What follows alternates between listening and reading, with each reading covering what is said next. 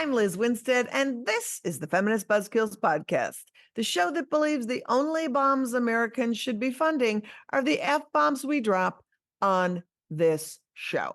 Hear, hear. Jump on our Patreon. Fund abortion, not genocide. I like that. Fund abortion, not is that a shirt? That's the shirt. That's the tweet.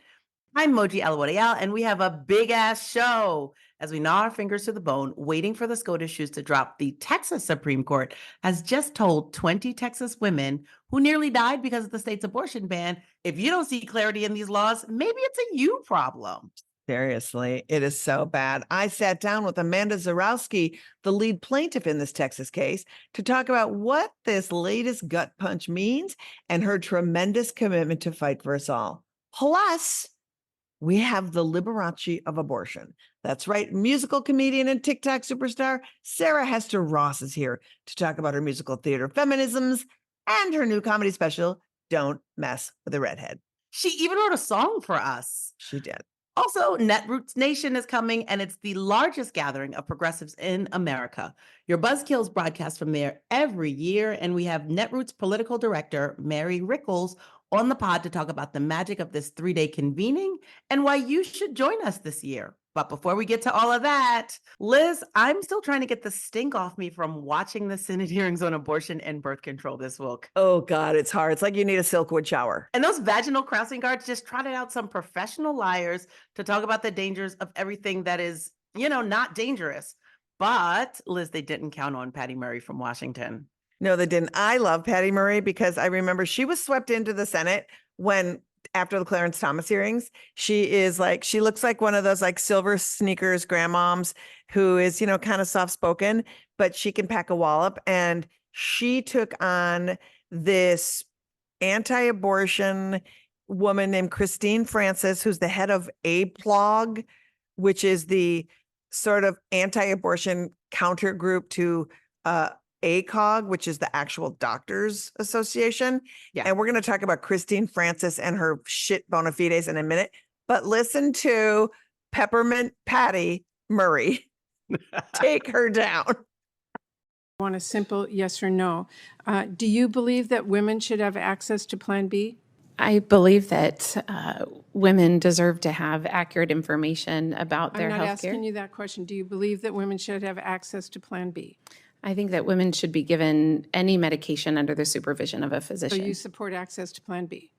I support women having access to accurate information and care from a physician. Do you believe that women should have access to medication abortion? Just yes or no? Chemical abortion are dangerous, Yes or no? high-risk drugs. So no. Do you believe women should have access to IUDs? Yes or no? I believe that, again, women should receive comprehensive health care under the Access to- direction of a physician. Access to IUDs? Do you believe women should have access to IUDs? Yes or no? I believe that women should have access to OBGYN physicians who can counsel them about all of their Take options. that as a no. What is also wild about that is Dr. Christina Francis would not just stand 10 toes down in her crazy, right? She had to deflect. I believe women should have doctors' opinions. I believe women should talk to doctors. It's like you also believe in jailing doctors. Come on. You also believe in the doctors that they should be talking to are doctors that work under you and think like you. When she started saying chemical abortion and Plan B, she was like, I believe that women should talk to doctors. I believe they have the option to talk to doctors as long as it's a list of doctors she provides. APLOG doctors only. Thank you. And this Christina Francis is a doctor who practices in Indiana, and she is a plaintiff in the mifepristone case that we are, as Moji said earlier, gnawing our fingers down to the bone, waiting to see what happens. Her bona fides, she is, Moji, like a who's who of just every organization she belongs to. I'll just give you the list. It's this APLOG. She's the CEO of the APLOG, which stands for the American Association of Pro-Life Obstetricians and Gynecologists. She's an associate with the Charlotte Lozier Institute, who we talk about here constantly, the fake research arm of the Susan B. Anthony list, which is the fake advocacy arm to try to get anti-abortion politicians elected. Which is also the organization that basically funded all those papers that were retracted in the Miffy case because of faulty science. Exactly. She is a board member of the Indiana Right to Life. And the worst part, a physician member of the Abortion Pill Reversal Network. So a network of people who have propagated the quack science of abortion reversal, claiming if you shove fistfuls of progesterone into your face after you take your first abortion pill, that you can somehow reverse your abortion. She's tried to squeeze that into the hearing, actually. Unfortunately, one of the actual medical doctors came up right after her and was like, that is dangerous. Unproven, unscientific hoo-ha.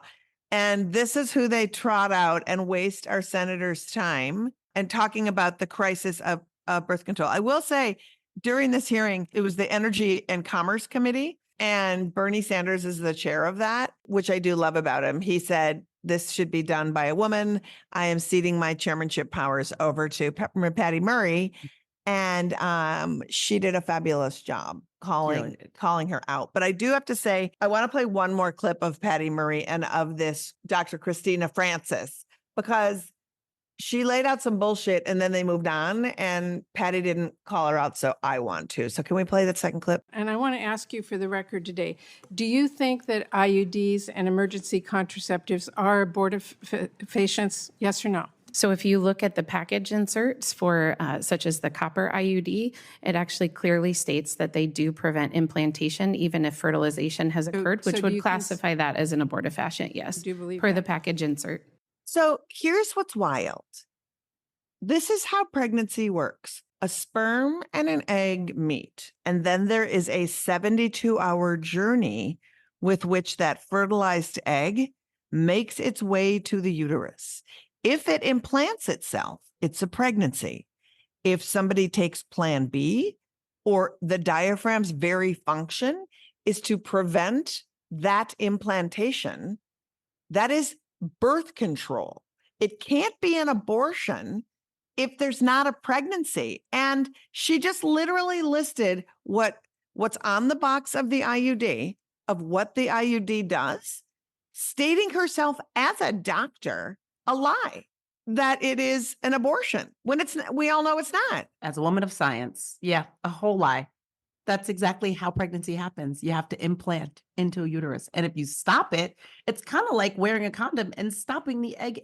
All the things that happen before pregnancy are birth control, Yes. And pregnancy control. not abortion. No. And so it's kind of weird that like she also listed what it said on the package and set herself up for the big lie. And she's people's OB. She's a doctor who has never been taught that in medical school, unless she owns a medical school where she taught herself. Or she chose not to ever learn any of that in medical school, which is Maybe another she's a wild homeschool option. doctor. Yes, that's what I'm saying. That's exactly where I'm going with. It's also, I want to say that she doesn't know about these drugs because we know from the Miffy case that the doctors involved in bringing this case to the Supreme Court do not, in fact, prescribe any of these drugs that they're railing against. Not a single one. Well, Plan B's over the counter. I'm like, has she inserted an IUD in her life? I don't believe she has. I don't believe doubt she it. has. I don't believe she has either. And the thing that's so maddening is it was just a long-winded piece of garbage. We had people from our side who were very good, but this wasted our time. And then the very next day, the Senate had a vote on birth control protections. And that story is kicking off this week's news dump. Moji, take it away. A 20-foot IUD was seen at Union Station in Washington, D.C. on Wednesday as a reminder that the Senate would be voting to make birth control a federal right. The bill failed because it didn't receive the 60 votes needed, with all but 2 Senate Republicans voting against it. As for the giant IUD, we assume it will be reinserted into the conservative body who voted against the bill because they seem to be the biggest cunt on Capitol Hill. And there's more on the same day. House Republicans promoted themselves to the rank of a major asshole by yet again inserting abortion restrictions into the latest veterans funding bill. Wow. Conservatives on Capitol Hill continue to show us that they get more oppression done by 9 a.m. than most people do all day. And finally, it seems snowflakes don't melt in Arizona. The Ethics Committee in the Arizona House ruled that 2 Democrats violated chamber rules when they chanted shame and blood on your hands as Republicans tried to uphold the horrific 1864 abortion ban. The committee's final report states that the lawmakers damaged the, quote, institutional integrity of the House. The integrity of a House trying to uphold a law from 1864, a law that shamed women and then they died, but sure, integrity. And that has been your Steaming News Dump. Wow. The word integrity should file assault charges against those politicians because using it in that context is a violation. Oh, fuck yeah. Now, I wish we were moving on to happier news, but no, we're just diving deeper into the stories that piqued our interest the most. Indeed. So over the past year, we watched as nearly 24 Texas women have been in a class action suit against the state of Texas because each of them experienced a pregnancy that required abortion care to save their life or protect their health and fertility. Yet they were denied care because the laws are so friggin' vague and punishments for the doctor are so grave that doctors were afraid to treat patients with abortion care to save their life or their health. So these women have asked the state of Texas not even to overturn the ban, but to just give clarity so physicians can rely on their best judgment without facing, a lifetime in jail or fines or loss of license. So their case went to the Texas Supreme Court, who last week ruled the problem is with the doctors, not the law. Go home. Man, it is such a mess that they literally, this is a trend too. Like as we watched this Supreme Court, who I don't think any of us were surprised that the Supreme Court was going to rule against these people because we watched them rule against Kate Cox saying, you're not dying enough, go get your abortion someplace else. And I feel like this trend, I don't think it's talked about enough, just the way that Texas has laid out harm all the time, and I feel like blaming the doctors is the new road for these are just laws here. We clearly understand them. Maybe it's a doctor problem. Maybe you need to talk to your doctor. It's very clear they can work on you. And that's exactly right. And pairing it against the draconian punishment for possibly getting wrong, of course, doctors won't make steps. Like, I'm sorry, 99 years in jail is one of the fines. And losing your license. Well, if you're in jail for 99 years, you don't need your license. You're fair. You're not doing a lot of medical work if you're in jail for 99 years. But, and you look at how states they've forced doctors, as we're waiting for the EMTALA ruling to come down, right? Emergency room doctors are begging, can we enforce this federal law and do our jobs no matter what states say? We're waiting to hear about that. And you look at other states like Tennessee, where literally the doctor, instead of proving that the doctor did wrong, Tennessee has the doctor proving they have to do right. And these states doctors are forced to write down all this medical information that takes up all this time, begging for their own survival and justifying what they did to a bunch of people that don't understand medicine. Yeah. It's terrifying.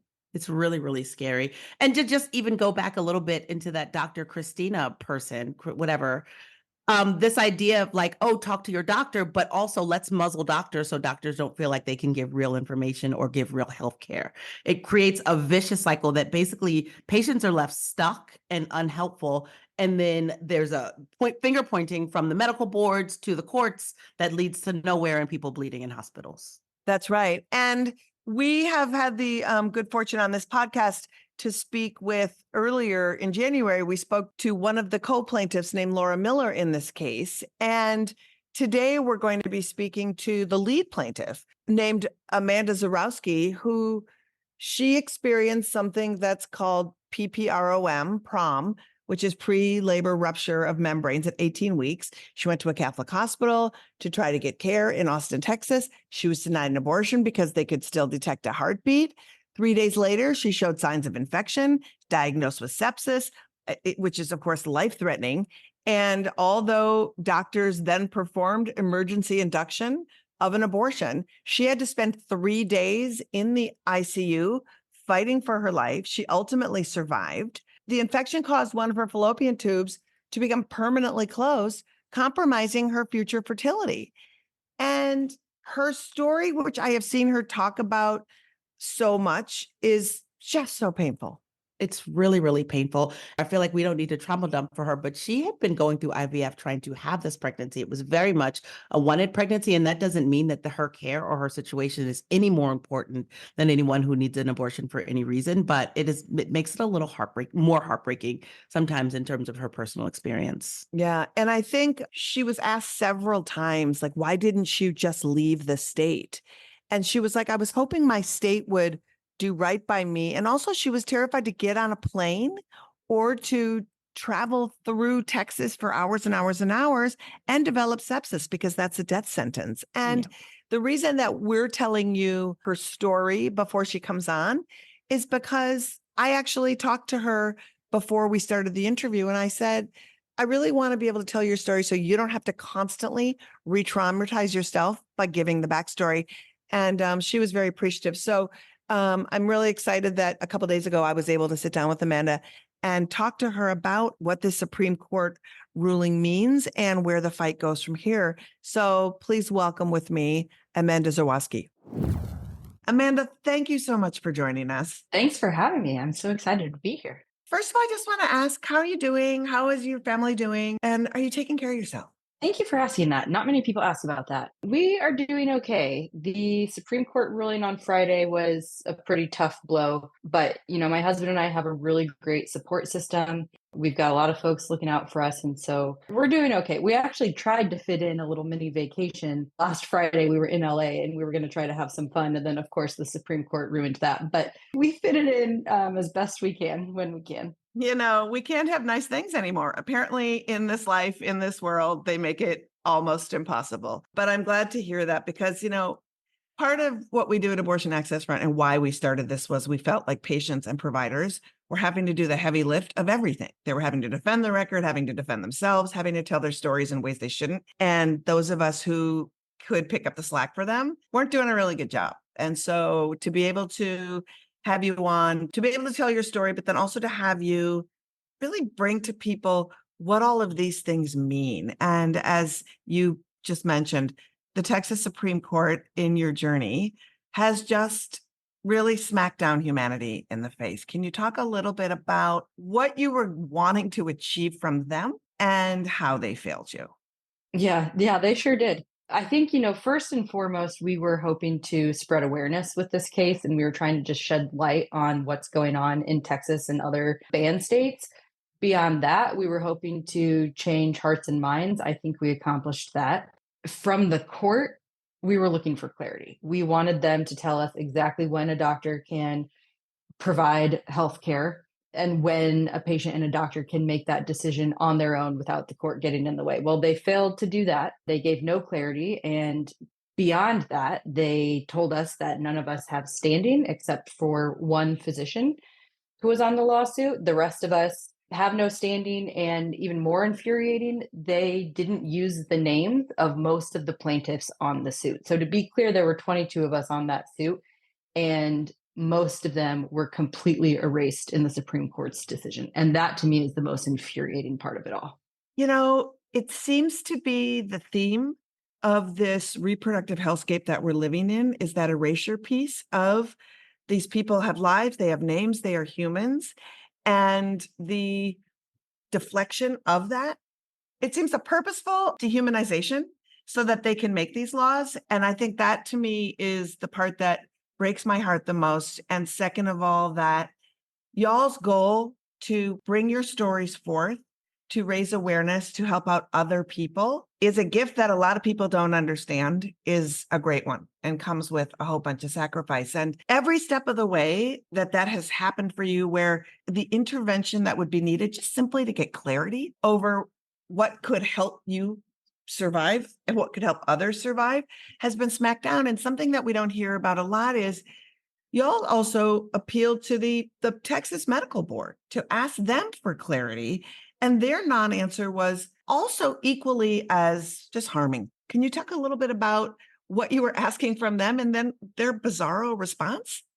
So some days are harder than others, but I try to remain optimistic. And I do still hold out a little bit of hope for the Texas Medical Board because that battle isn't quite over yet. But they were named defendant in our lawsuit. So we initially asked for clarity there. We saw how that went. We also went to a number of us who are plaintiffs on the suit, went to their board meeting because the Texas Medical Board had proposed this list of regulations on quote unquote providing clarity for when doctors can provide healthcare. Well, cut to the chase, no surprise, these regulations are not helpful at all.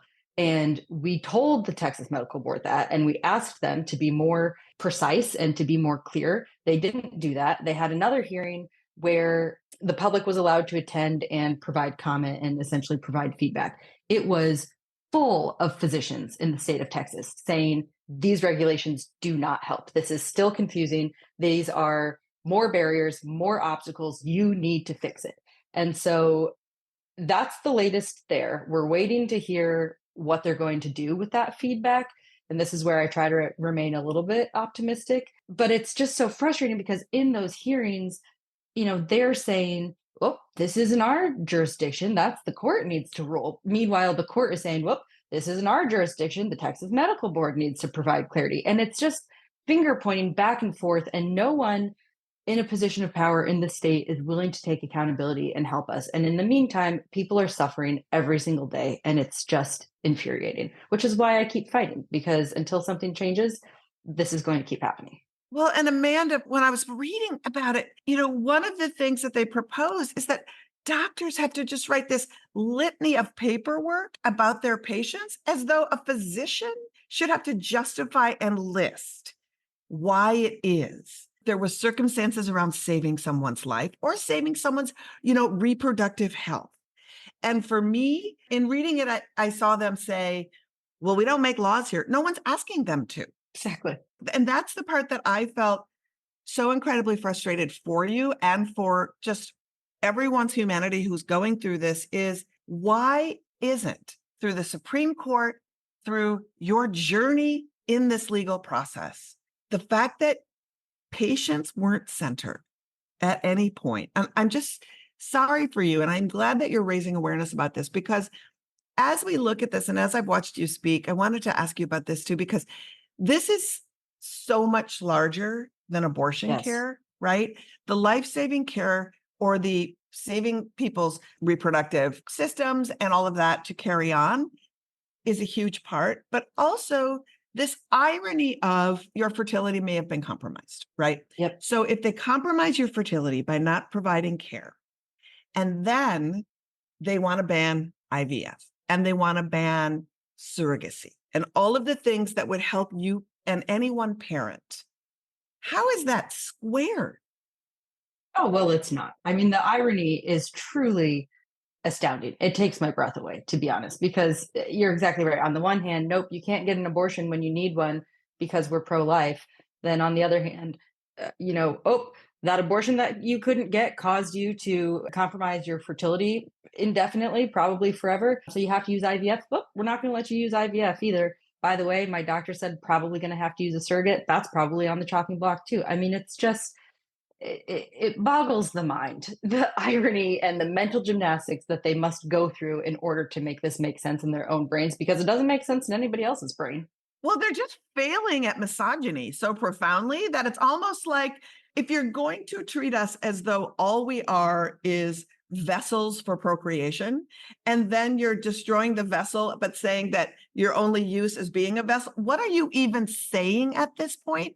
And we're not stupid. Yeah. And that's the thing is that I really think that they think that we are incredibly stupid. So in having said that, every time I see you speak, I'm looking at you now, your optimism is sort of profound and super inspiring, knowing that you're on a journey you never thought you had to be on. You never thought that the interior of your uterus was going to be like a Taylor Swift concert full of hateful people. And that's kind of what it's become. It's like you are not invited, and yet here you are storming the gates. Yeah. Talk a little bit about what gets you up in the morning to have you remain in this fight and so public, and just kind of the toll it's taken on you, because you're doing a lot for a lot of people. And I think they need to know what it means to be you right now. That's very nice of you to say. I really appreciate that. The thing that keeps me going is everybody else, right? And the fact that I'm fighting not for me, not just for my fellow plaintiffs, not just for Texans, but it's all of the people that I know who are suffering, who have had their own battle with infertility, their battle with loss. I do a lot of speaking engagements and I meet a ton of people. And every time I'm in, one of these situations where I get to meet people, everyone has their own story. And so when you see me talking or telling my story, it's not really my story, it's the story of all of us and what we've all been through. And when you think about that, when I take a step back and really think about it, how could I not keep going? I'll be honest with you, when we got that ruling from the Supreme Court, I felt a little bit like I had let everybody down.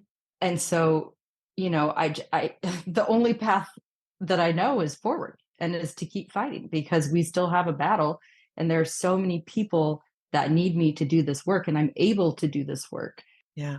But yeah, it's hard. It takes a toll. I hear a lot of sad stories and it can be heavy. Well, I just have to tell you, as somebody who has had abortions myself and who has been in this fight for 9 years, just like professionally took this massive shift. Every time you tell your story, it's never a failure because there's somebody who, of all the people who've reached out to you, the thousands of people who have not, but don't feel alone is important. And I hope that you take that with you because you're not letting anybody down by speaking up for everybody, ever.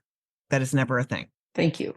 Thank you for saying that. I just want you to know that. So you didn't know we were going to get into a therapy session, did you? I mean, I was kind of hoping that we would because I just feel like I know you, and much to your chagrin, probably everybody feels like they know you at this point. And so, to be able to go through those things and just have sometimes people just say a little bit of a thing that you like can grab onto here and there. And I think it's important because you are sometimes just given 3.5 minutes on a TV show to say something. And it's like, that is not enough time. I have to stick to these talking points and I have to be in this certain way. And those are great, but sometimes it's the exhale and the being able to just expand a little bit about the greater picture of why you're doing it and what you're doing is important. So I feel encouraged that you feel encouraged about what the results could come from the Texas Medical Board. If the Texas Medical Board, regardless of what they do and what they say, what's next for you in this fight and how you're going to go about raising awareness? Well, to your point, I do want to call out that it is a big picture and that there are people fighting on all fronts, on all grounds across the country. And that also gives me a ton of hope because, again, every time I'm out and about and I'm meeting people, like I see the work that people are putting in. And sometimes it's just having a conversation in their community. That's a really hard conversation to have. And sometimes it's, someone speaking at an event or donating a ton of money, whatever it is, people are fighting. And that gives me the most hope out of anything. I think we have to rely on each other. We can't rely on lawmakers, clearly. So we have to rely on each other and we have to keep doing this work together because I think it's going to help. What would you tell folks who would like to support you and would like to help you carry the water in ways that they can do that on their own would be super helpful? I think people are always wanting to know. Yes, I love this question. Thank you so much for asking it. First and foremost, keep amplifying these stories.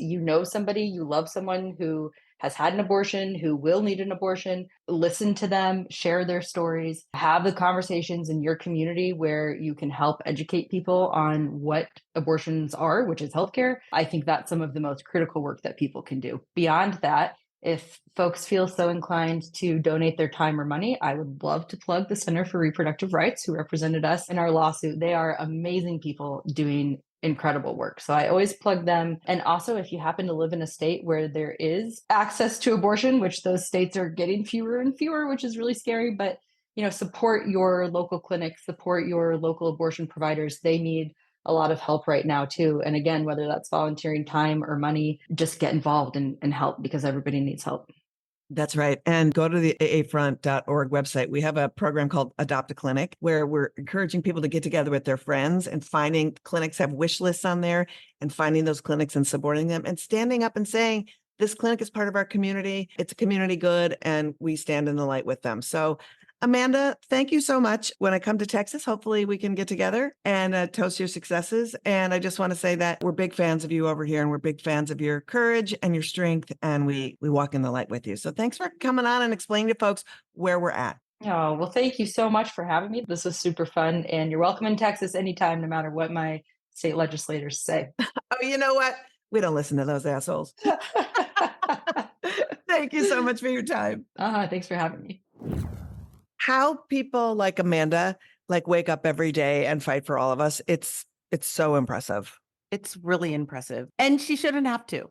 You No. know, I think that that's the injustice here, that she and everyone else in this country, not just the 20 plaintiffs in Texas, but everyone around the country who was fighting for human rights shouldn't have to, but God bless them for doing it. You know, I Yeah. appreciate the work. It just makes me feel so angry too that as she described how she felt about the Supreme Court and then what's going on at the Texas Medical Board, who may or may not clear up some things, this whole passing this, making it sound like a game. Yeah. Like it's not our job to do that. We're not passing laws. It's like no one's asking you to. Just clear some things up for these people and for anyone else coming down the pike who doesn't have to experience the pain. And the fact that they double down so much on not wanting to clear it up really just proves that the cruelty is the point. Absolutely. Yeah. The cruelty is the point, and it's our fault for being born with uteruses. Yeah, for sure.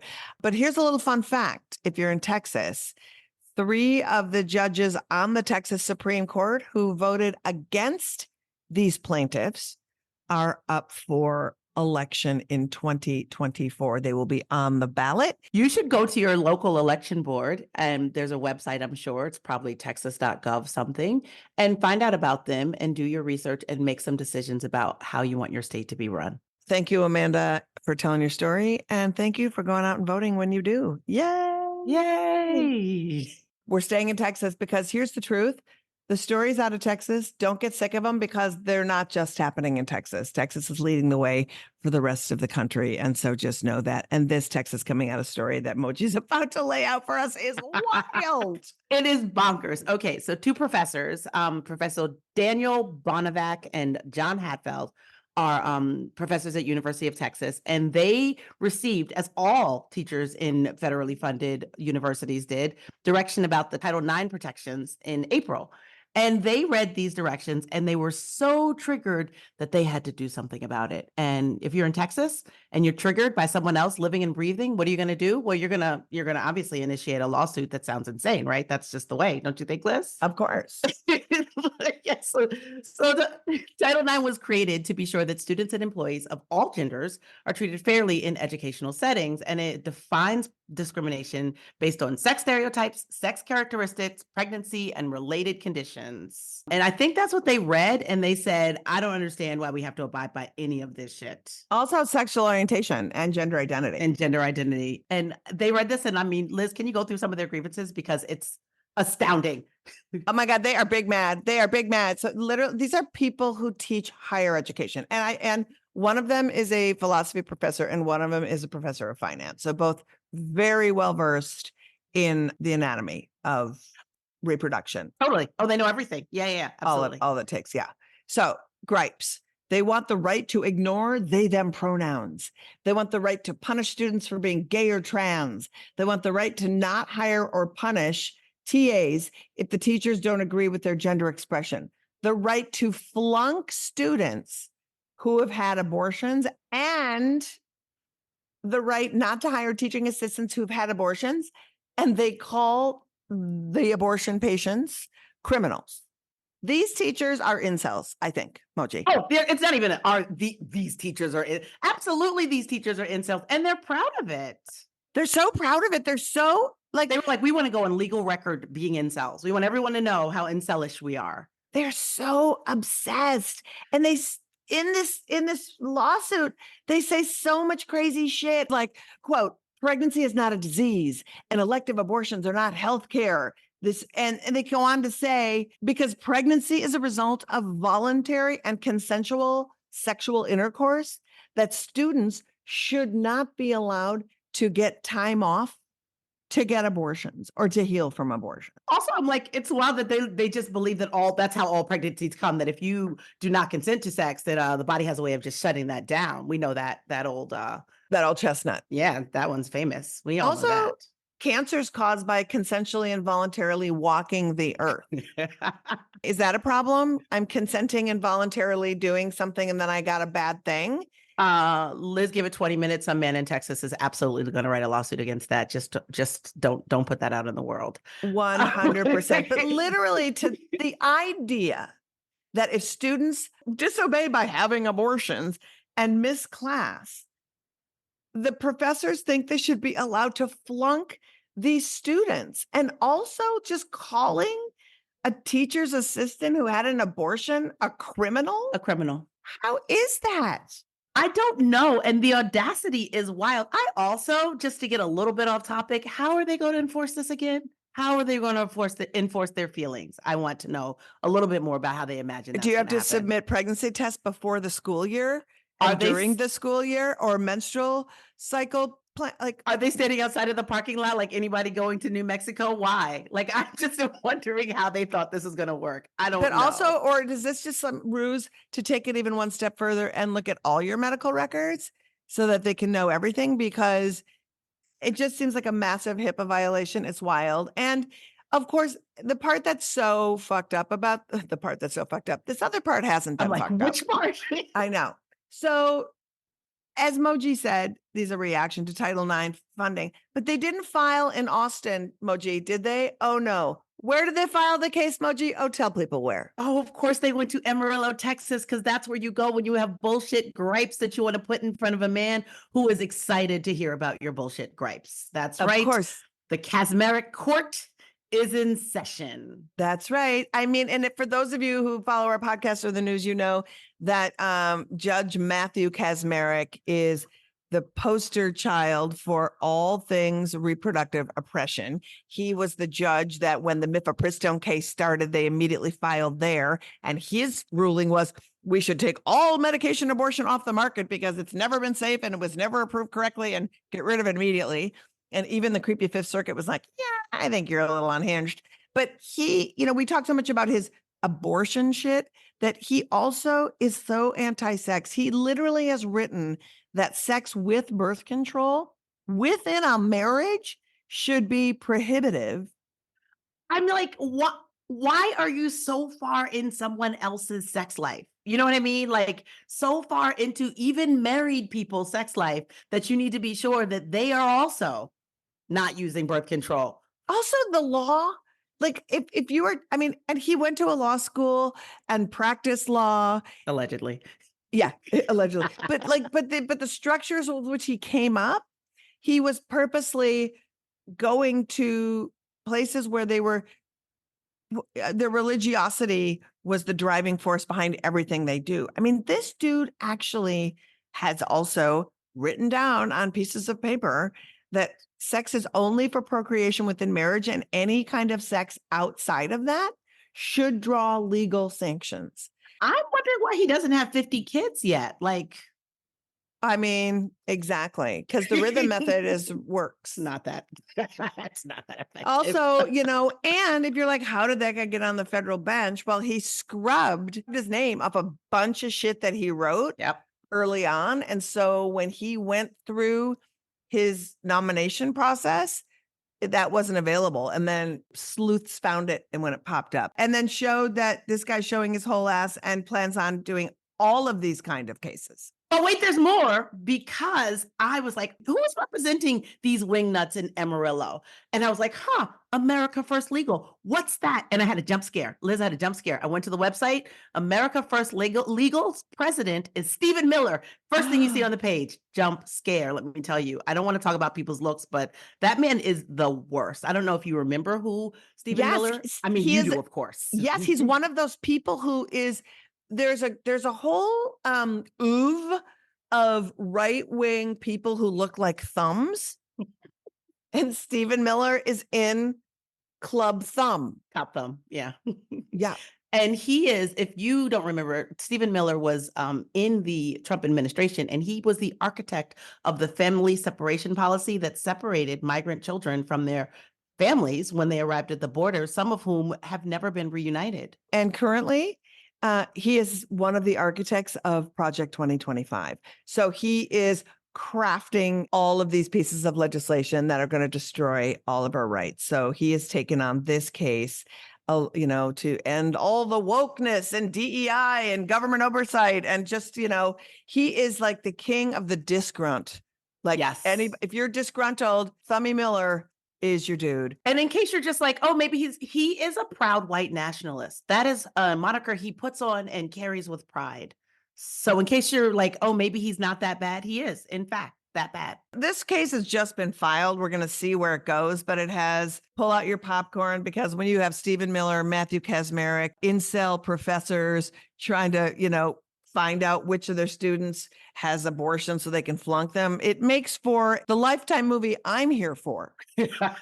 And so we'll be following this case closely, and we'll keep you all updated on all of it. As always, these stories will be in the show notes, and you can find the best, most up-to-the-minute resources on accessing abortion care and funding your care on our website, aafront.org. Our Charlie chatbot on the bottom right will walk anyone, anywhere, even in Texas, through their options and resources for abortion. That's right. Okay, let's move on, because our next guest is going to bring some positivity, some places where you can grow community, and tell us about one of our favorite times of the year where you can actually come and meet your buzzkills and also meet your crew. As you know, every year your buzzkills go to Netroots Nation and we live stream our show from there. Do you ever wonder what happens there?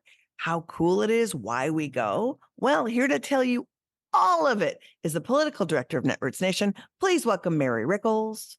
Mary, hello. Hi, Mary. Hi, good to see you. How are you? I'm doing good. How are y'all? I mean, excited to see you in person, and really excited to be able to, blab with you, because as Moji and I just talked about earlier, I've been going to Netroots Nation, I think since 2008, personally, or maybe 2006. I don't know. I feel like I've only missed a few. And to try to describe it to somebody who's never been is always a challenge, but also in the same time, I'm always saying to everybody, you have no idea what you're missing by not going to Netroots. So my first question to you is like a big, gigantic one, which is, tell folks who have never heard of Netroots Nation, what happens at Netroots Nation? Okay, so if you are not familiar with the conference, Netroots Nation is the largest annual conference of progressives in the United States. We've had some people describe it as progressive summer camp. We've had some people say it feels like taking a college crash course in 3 days. It is basically 3 days where 3,000 or 4,000 progressive organizers and activists come together in different cities each summer to connect, to learn, to share, and just to talk about what's at stake in the coming months. It's great. And there's like, is it hundreds of panels, dozens of panels? We have about 150 breakout sessions every year. So it's about 80 or 90 panels, 50 or 60 training sessions. We have 3 or 4 keynotes each year. Plus, we do some film screenings, caucuses, lots of social events. Someone last year described it to me as trying to drink from a fire hose. That sounds about right. There's so much content, so many amazing, smart people in the room. It's a lot to take in, but it's so great to have people in the same room. So many smart people and so many luminaries. Even last year, I remember, I feel like Jesse Jackson showed up on the stage, and maybe it was advertised, but I had not seen. Oh, he showed up with Justin Gomes and Alicia Garza. He was a surprise guest. It was totally unexpected. Yeah, us too. We found out about 2 hours before it happened. And I want to say, just before you jump in, Moji, like some stuff that's happened at Netroots that was really some memorable events for me was there was just this repression around gays in the military, and Daniel Choi confronted Harry Reid when he was Senate Majority Leader at the time and handed him his ring because he was a gay man in the military. And Harry Reid said, I'll give this back to you when we just get choked up about it, when we get rid of Don't Ask, Don't Tell. And they did. It was very cool. And so I also just want to say that I love that there's a lot of diversity within the progressive movement. There's activism that takes place outside. We've shut down highways. We fought for water in Flint when we were in Detroit. Like, it's incredibly awesome. Yeah. I know that wasn't a question, but I also want to go back to like when Netroots was being imagined, like when did it start and what was the goal? Like this is like years of Netroots work. Like when did it start? Yeah. Why are we doing this? This is actually our 19th year. So it started 19 years ago. It originally developed, the first year it was called Yearly Coast. It kind of developed out of the Daily Coast community with some writers and community members just saying, hey, wouldn't it be neat if we had a meetup? Like we're all online, no one knows each other in person. Let's meet up. And so that year there was a gathering in Las Vegas. Like a friend of mine invited me to come and participate. I had no idea what I was coming into. I don't think anyone did. I think people were just like, what is this? What is this meetup going to be? And I remember a New York Times writer wrote a piece basically saying the future of politics is what's happening online.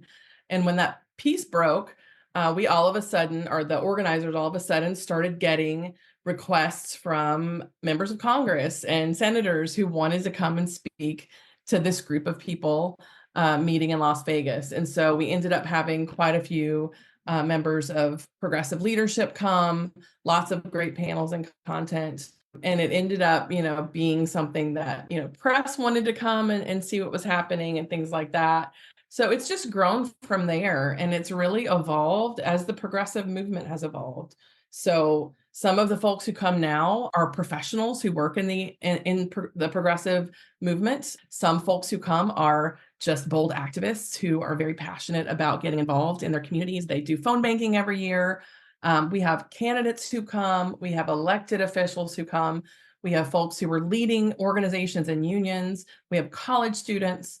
I remember a couple of years ago seeing a conversation with an attendee who I believe she said she was in her 80s talking with a high schooler who was there attending as well. And just having that in the room, having a space where you have people who are, a little more on the moderate side in the room with people who are very, very progressive, leading direct actions and things like that. Like that's not something that happens in many other spaces where you have that broad of a range of people who are progressive and fighting for the same things. I think that's right. And I'd love to just sort of take that a little bit further and talk about, I know it's going to seem obvious, but talking about the intersectional role. Netroots really brings intersectionality to the conversation, because I think that within progressive spaces, people have the issues that they care about, and sometimes they need to learn about other movements. And for all of us to be together in those intersections of values is crucial. Will you talk a little bit about why that's important? Yeah, I mean, I think it all boils down to like people are involved because of different issues. They come from different walks of life. They're different ages, but everyone who attends Netroots is fighting for the same thing. They're fighting for a more equitable world. They're fighting for a world where we protect our planet, where we stand up for people who, are bullied by the systems in place in our country. And so, folks who come to Netroots, like that's the commonality, is that they all want to see a more equal, a more just world. And so you cannot say that you're fighting for reproductive justice if you're not also thinking about economic justice. Right. You can't say that you're pro-labor and pro-worker if you're not also thinking about childcare and healthcare and other things that connect.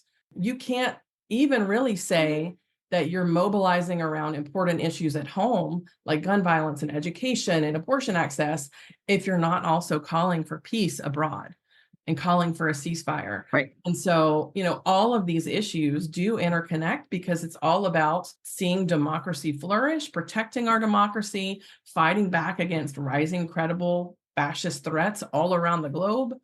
So they're all intertwined, and the work that I do, affects the work that you do. And I think the thing that we try to make sure that people remember is that, our tactics may differ, and what brings us to the table, our unique viewpoints may differ, but like we are all humans and we're all fighting for a better future. And so if we keep that in mind and center our humanity and center our undercore values, then that produces some magic in the room. It really does. And I think that really bears fruit when you're at the conference. I love that. So this year, Mary, it's an election year, and the Trump sentencing is actually happening on day one of the conference. So we're assuming that will be front and center. And this is a divisive year among progressive voters who are disillusioned, like we all can be in some ways. So how will this year's conference be addressing that? I think many people are feeling very discouraged. They want to see a diverse representative change in leadership. They want to know that their government is being responsive to the people. But I think when people protest, when they're frustrated and they voice their opinions, it actually means that they have hope that change is possible. I would be very concerned if people were apathetic. I think that is the biggest threat to the movement right now and to the world, or to our country right now. And so, there will be a lot of conversations around the enthusiasm gap, because people want to know that folks are hearing their concerns. We will have a lot of content addressing some of the issues that people are worried about here and abroad. And we're actually, like, as far as gauging like progressive enthusiasm, I think that this conference is actually going to be a signal that progressives are actually quite engaged with the political process at whole, and they care about what's happening to this country and to the world. Our registrations for this year are trending higher than ever. Nice. Despite the fact that the economy is challenging. When we opened up our submission process, so I think you guys all know that all of our breakout sessions are created by and for our community. We had more submissions for panels than we have ever had, and by a lot. By like 150 more submissions than Wow, that's incredible. So I think that's all a good sign. And, that doesn't mean that they can't voice their concerns and complaints about what's happening in their state or in the country as a whole.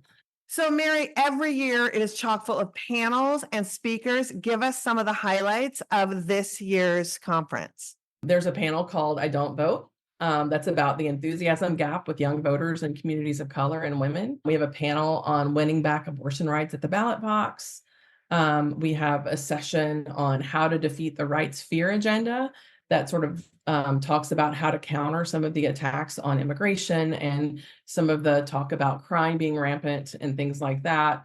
Also, we have a lot of content that's bigger picture that, we know that the election is important, but it's not the only goal. After you win an election, you have to hold your elected officials accountable and know how to get progressive policies passed. But even that is not the end goal. The end goal is creating the world that we want to see, and, and making sure that everyone has a chance to be free and to live their lives. And so, we have sessions that talk about things that aren't necessarily politically palatable right now. I remember a session maybe 15 years ago that we had on reparations, and an attendee was like, why are you having a session on reparations? That's never going to happen. And it is actually happening in, some areas. Like, it's being discussed. Same thing with guaranteed income. We've been talking about guaranteed income at Netroots for a long time. And the state of Minnesota is very close to implementing it. Show off. I mean, it's real. Yeah. Baltimore, where we're going to be hosting the event, has a UBI pilot. So, part of our goal is to create content that challenges people to think beyond what's politically possible. Talk a little bit about the people who are going to be there that they would be excited to see. First and foremost, you two will be there. Woo! We will. That's enough to come right there. But we will. That is enough. Buzzkills in the We're house. actually confirming people literally daily right now. But right now, we know that Senator Tina Smith is coming. We have a number of folks on the House side: Rashida Tlaib, Pramila Jayapal, Ro Khanna, Delia Ramirez, Greg Kazar. They're all confirmed. We also have folks who are movement and labor leaders. So the newly elected SEIU International President will be coming to speak. Sean Fain from the Auto Workers, AFT President Randy Weingarten, Letitia James. We love Tish James. Love her. She'll be speaking on Friday. Keith Ellison will also be there. Justin Jones from Tennessee is coming back.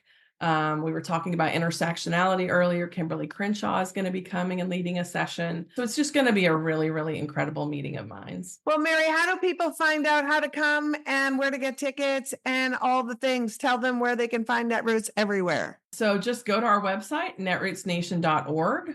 You'll find information about our sessions, the schedule, who's speaking, links to register and book hotel rooms if you're coming in from out of town. And I do want to note that we have price levels for tickets for all ranges. We know that not everyone can afford to pay the top tier. We have a very inexpensive youth rate. We have scholarships available. So there's a range of prices for folks to register at. That's awesome. Netroots Nation in Baltimore, Maryland this year, July 11, 12, and 13. We're going to be there. You should be there. Mary, thank you for making it such a wonderful event every year. We can't wait to see you. Thanks for having me. Can't wait to see you. To find out more about Netroots Nation and register, please go to netrootsnation.org. Indeed. And now, time for the party game that's faster than Monopoly and more fun than Taboo. It's 6 Degrees of Abortion. This is when Moji takes a story from the news, seemingly not about abortion, and I have 6 chances to link it to abortion. Let's see, as always, if she can stump me this week. I feel like this is an easy, and as I went further, I was like, you might have done a version of this before, but I'm still excited because I saw a bit of news and it gave me a little chuckle. You may have heard of Alec Baldwin and his wife, Eladia Baldwin, and their billion kids. Well, TLC has as well and decided that you know what they need in 2025? They need a reality show called The Baldwins. And so I would like you in 6 Degrees or Less, link Alec Baldwin to abortion. I have a fun one. So, as we all know, Alec Baldwin, even though he has shown himself to be hot garbage on several occasions, So many occasions. somehow won the hearts and minds of us when he played Donald Trump on Saturday Night Live. And the former social media manager and stand-up on tour with us, Alex English, is a writer on Saturday Night Live. This is true. And so not only did I tie Alec Baldwin to abortion, I tied Alec Baldwin to Abortion Access Front. So Alec Baldwin to SNL, to Alex English, to Alex English at Abortion Access Front. Boom, scala boom. That is how it's done, Liz. That is how it's done. Applause. Applause. Applause. That was so clean, so I feel fresh. proud of myself. Thank you. I really just wanted an opportunity to say Eladia. Yeah, you know, you could have that opportunity. I don't like any of them. No, they're terrible people. Let's move on to the hilarity of the day. All right. You may have seen her on America's Got Talent. You may have streamed her music on Apple Music, or you're already a fan of her hilarious TikTok page. Here's a little taste of the much needed patriotism she's bringing to the stage. This next song is just a few suggestions for the men who don't agree with abortion. Mandatory vasectomies at the age of 14. But a real man would just tie his dick in a bow. Court mandated therapy for all men who have ever said, come on, baby, it feels so much better without it. New laws for men, babies' lives matter. Every time you jerk off, you must give a funeral for your son. Ultrasounds of your urethra into your balls. Just don't have sex and smile more.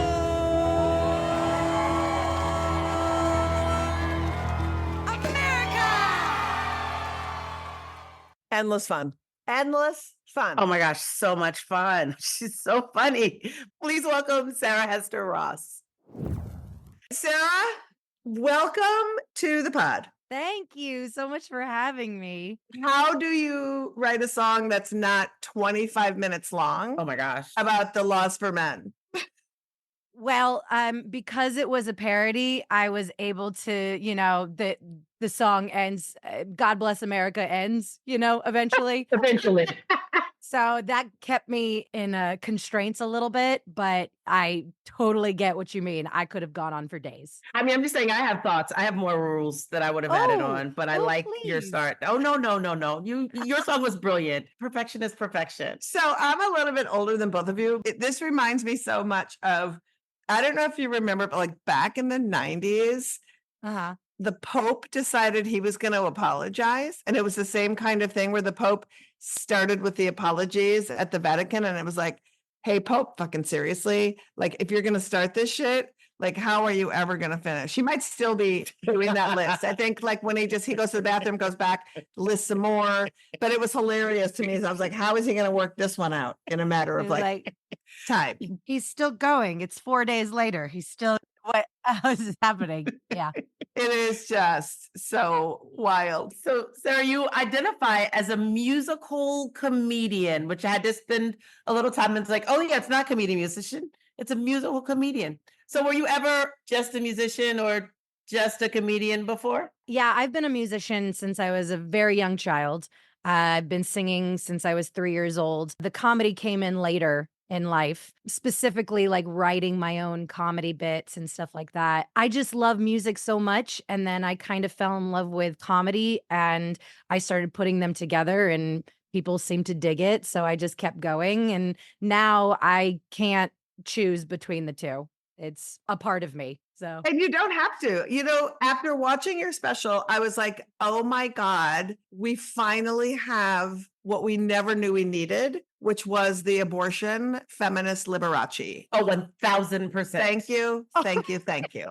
Thank you. I love it. Liberace is an icon of mine. Like I would kind of call more of my stuff like Bette Midler-esque.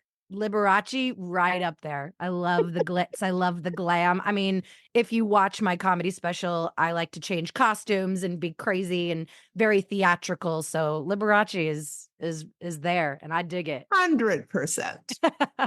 Don't Mess with the Redhead, which is your comedy special that we've referenced about 20 times yet, is fucking hilarious. How Thank did you. you choose the material that would feel newsy and yet remain evergreen? Well, unfortunately, when it comes to women's issues, this shit's not going away. Literally evergreen. I wrote these songs 2 years ago and we're still dealing with it. And granted, you watch shows that were going on in the 60s and 70s and 80s, and these are the same issues that women have been dealing with and fighting for generations now. So I think that, like glass half full kind of thing, like, yay, it's still a problem. My comedy's still relevant. We're still running backwards. Unfortunately, but I don't do a lot of political comedy, but there's some in there where I kind of hint at it and it's still relevant. I mean, freaking it's the Matrix. We went 2 years back, freaking Trump is running again. What the hell is going on? Like, and it's just so I don't know. I guess cyclical is what I try to do with my material. And if it's important to me, I want to sing about it and I want to talk about it. And being a woman and a loud proclaimed feminist, that just kind of what comes out of me. So. And people are just begging for it, aren't they? Oh my God. I think so. I wanted to ask you because I too do a lot of political and feminist material and I'm very outward around abortion and stuff. If you could talk a little bit about how talking about it with music and doing song parodies changes the way people might accept the message. I mean, I always love the honey, you catch more flies with honey kind of thing. Talk a little bit about that because I think it's important. Well, I like to say that musical comedy helps the feminism go down a little bit. You know what I'm saying? And yeah, I think music helps be more tongue in cheek. I am obviously being sarcastic with the clip that you played earlier. I do not 100% think that is the answer to abortion and men getting on abortions and women that don't believe in abortions getting on the side of women's rights and stuff like that. I'm being tongue in cheek. I'm being like, this is what women have actually had to deal with for generations. What would it be like if men did? It would be absurd. It would be absurd. And so the fact that I'm singing about it makes it even more absurd, which hits the joke home a little harder. And I do. I think that people can respond to it a little better when there's, musical accolades a part of the conversation. And it also helps that you have an incredible singing Oh, voice. thank You have you. such a beautiful voice. you. And I also think it's fun to have that sort of on a wonderful day like today kind of like attitude, right? When you're singing like sort of dark ass lyrics and then you're 100%. putting it to the American songbook. Yes. You know, it just makes me so happy.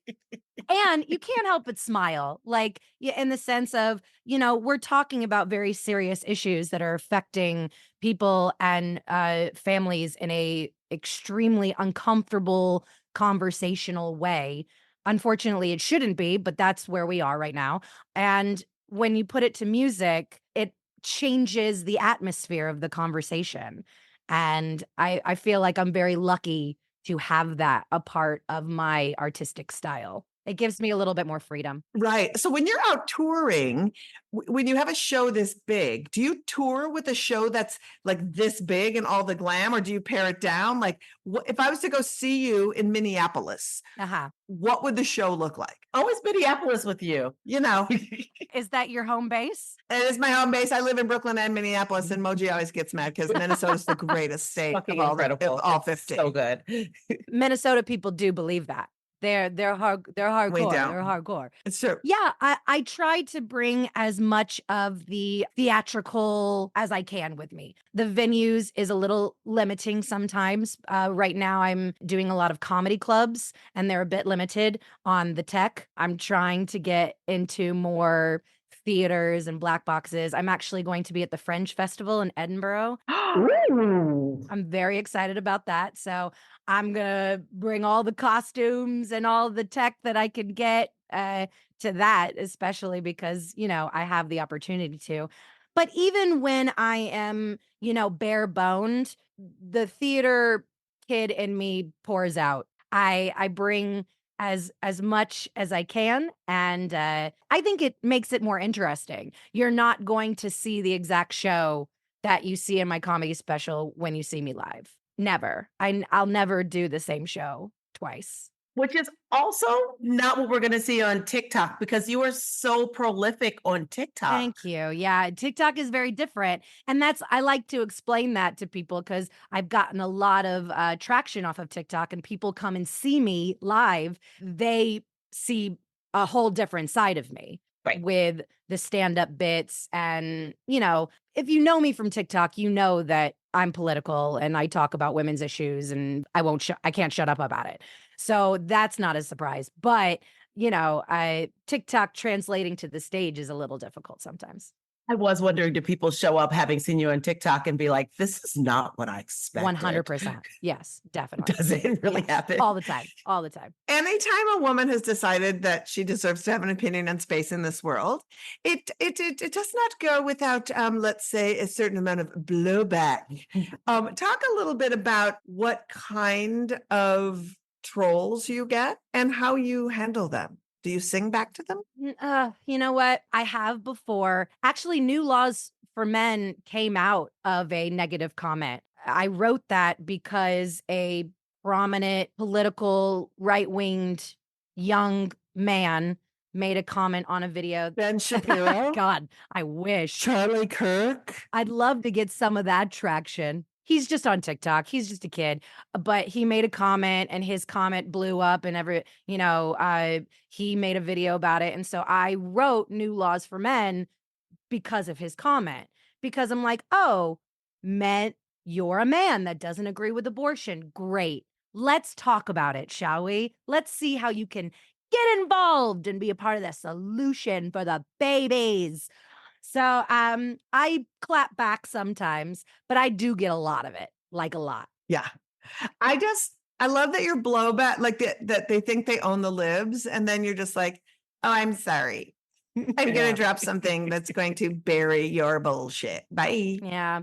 And I have to pick and choose. If I responded to everything, like I don't know if you guys are up on the controversy discussion about the bear or the man in the forest. Oh, absolutely. Yeah. I just posted a video on Instagram, and right now it's blowing up, and I am just getting the trolls and the men who just refuse to even remotely consider the thought process that women are talking about.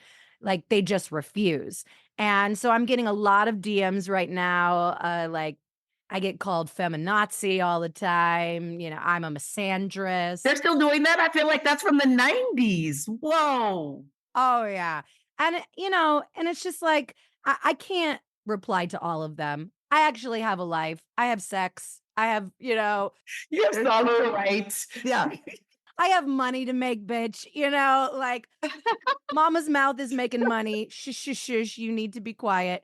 So it's just like, I do have to take a break from it sometimes because I just get so much of it. But it's the lot in life that I have chosen. What I love about the man versus bear discourse is the men railing about this online. It's like, can you hear yourself? Literally, what you're saying is what Is we're why we're talking not about. choosing you. Why we would rather have a grizzly potentially rip us into confetti, you dumb fuck. The irony is delicious. It is delicious. You just want to eat it all up. You do. It's true. We could talk to you for hours. We both were like, oh my God, we loved your recurring bit called Florida Man Fridays. It predates the, sort of like crowned jewel in Florida Man who is currently residing as the governor of Florida. It was like, we all remember every time, Yeah. like He's look, the most Florida man. when I was working on the Daily Show, every story would either be Texas or Florida. And it was just like, oh, where did this weird thing happen, Florida? Someone eating Tide Pods, somebody mauling some. It was always a thing. So what you would do, and when you see the special, you'll see it, you elicit from the audience people to yell their birthdays, and then you Google that date, and there's always some wild Florida man story. Never fails. Moji and I were like, okay, let's pick a date that's important to us and see what the Florida man story is. So we chose the anniversary of the Dobbs case, which is the case that overturned Roe v. Wade, which is June 24th. So will you bring us a Florida man story from, look in the Google machine and bring us June 24th? My little handy dandy Florida Man archive. Yes, this is actually one of a very special one too, because every once in a while you get visual representation of stupidity. And so it's perfect for it because it's so dumb. And then you actually get to see the dumb. It's so wonderful. Okay, here we go. It's Florida Man showtime. You can't make the shit up. On this day, June 24th, a Florida man was driving down Highway I-95 during a busy time of the day. He looked to his left into the carpool lane of the highway and saw something unusual that he had to get proof of. He filmed a Florida man on the hood of a woman's car talking on a phone, maybe to her, going 70 miles. He's never gonna give her up, he's never gonna let her go, but he's calling from the front hood, can we stop for tacos? He's never gonna let her go, because if he does, he'll die, but he's holding on to his flip-flops, man's got priorities. Oh my gosh. Wasn't it hot? Is there details? No, there are no more details. That's what's so great about it. It just drive away and it disappears. And hopefully, maybe he's still alive. Maybe not. Who knows? I like to think that they were in an argument and he tried to block her car. And she's like, bitch, you're going with me, I guess. I also love too that I'm hanging onto these flip-flops, man. I'm hanging onto the flip-flops. That's what matters in this moment. My flip-flops. Also, what was he going to do if that car ever stopped? I feel bad for the woman. What is right? 100%. What is going on? That man is crazy. He's an insane person. He popped 2 Tide Pods and he was like, bitch, you did something that I made up. And you're never leaving. Bath salts all day. Exactly. That's in my brain. In my brain, that's what he's doing. He's like, you're never leaving Never. me. I'm going to hold on to this car. I'm like, fuck is. Oh my God. Oh my God. Sarah, what a joy. Thank you for giving us a special song. We feel really honored. Oh, no, it's my pleasure. Tell folks where they can find you all over the universe. Yes, you can find me at sarahhesterross.com. All of my handles on TikTok, Instagram, Facebook are at Sarah Hester Ross. And you can find my special on Apple TV and Amazon Prime. And her special is Don't Mess with a Redhead. Don't do it. It was just one of the best, most cathartic things I've watched in a long time. Thank you so much. Thank you. That means the world to me. It really does. Thank you, Sarah. We'll make sure all of your information's in the show notes. Thank you so much for having me. Thank you. Bye. You must catch Sarah's special Don't Mess with the Redhead on Apple TV, Prime, or YouTube. Follow her on all the socials at Sarah Hester Ross.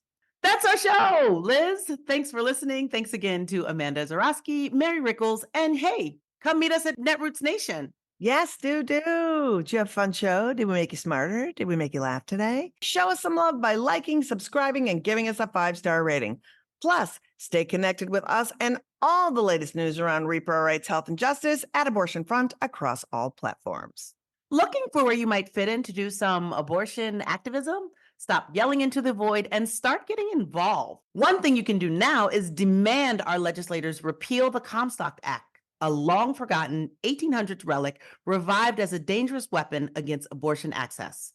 Initially created by Anthony Comstock to suppress what he deemed obscene materials, this act is now being used to halt the distribution of birth control and abortion information. We must act now. Visit aafront.org/Comstock Act and sign our petition today. Also, you want to do some more? Come on. We got a 5-part activist training series called Operation Save Abortion at operationsaveabortion.com. And while you're there, you can visit our super cool activist calendar, which is full of local and national actions and educational opportunities. This week, not only are we featuring the Comstock Act repeal, we're also highlighting this week the Reproductive Freedom for All Youth Activist Boot Camp, Tuesday, June 11th from 7 to 9 p.m. This virtual training will give young folks the tools they need to become an effective advocate, learn how to organize in their community, and learn how to talk about abortion during this election season and always. Link can be found in our Activist Cal and in the show notes. Join us next week. We are on serious SCOTUS watch, so guests will be maybe Chris Geidner, maybe Stephanie Toady, some Idaho doctors, and an activist. Who knows? What we do know is we have from the Sex Lives of College Girls, actor, comedian, and writer Sierra Cato. She'll be here next week. Join us. Plus, join our Patreon. You'll support great content, get cool FBK merch, and experiences. All pledges support this pod and all of our activism at Abortion Access Front. Pledge at patreon.com/feministbuzzkills. FBK is edited by Remy DeTournay and is produced by Abortion Access Front. Finally, we leave you with Mary Zock of the Family Research Council, a woman showing us her whole ass with the most hilarious argument against IVF we've heard so far. Pornography is an integral part of the IVF process. And the husband's use of pornography is typically how sperm is obtained. That's not good for a marriage. We know that pornography goes against what God tells us about the dignity of men and women and the marital act. Feminist Buzzkills, the podcast from Abortion Access Front. New episodes drop Friday. When BS is poppin', we pop off. And if you want to support our podcast and all the work of Abortion Access Front, like, subscribe, and join our Patreon at patreon.com/feministbuzzkills. I'm Allison Gill, that's AG from Mueller, She Wrote in the Daily Beans, the premier podcaster for all things special counsel. And I'm Andrew McCabe, former acting director of the FBI and unlucky guy who was right in the middle of getting Robert Mueller appointed special counsel in 2017. And we're joining forces to document the investigations of Trump by the newly appointed special counsel Jack Smith as it happens. Whether it's analyzing court filings, letters, indictments, or prosecution and defense strategies, or asking questions questions about special counsel regulations, rules governing classified documents at trial, or the scope of the probes, We'll be here first thing Sunday mornings to cover the latest breaking special counsel news and answer your questions with the assistance of some of the best experts out there. so follow, rate, and subscribe to Jack wherever you get your podcasts, your only source for all things special counsel.